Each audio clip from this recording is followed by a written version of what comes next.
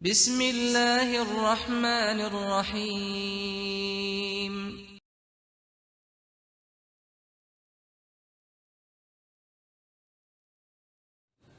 حضرت مغیرہ رضی اللہ عنہ بیان کرتے ہیں کہ حضرت صلی اللہ علیہ وآلہ وسلم جب نماز سے فارغ ہوتے اور سلام پھیر دیتے تو یہ ذکر کرتے: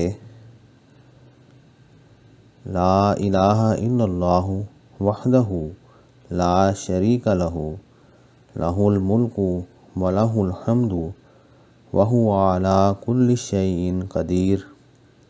اللہم لا مانع لما اعطیت ولا معطی لما منعت ولا ينفع ذا الجد منک الجد۔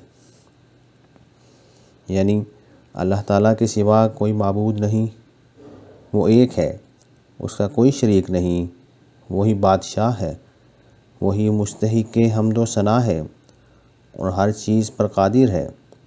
اے میرے اللہ، جو تو دے اسے کوئی روک نہیں سکتا، اور جو تو روکے اسے کوئی دے نہیں سکتا۔ کسی مالدار اور طاقتور کو اس کا مال اور اس کی طاقت اس سے نہیں بچا سکیں گے اور نہ ہی کوئی فائدہ دے سکیں گے۔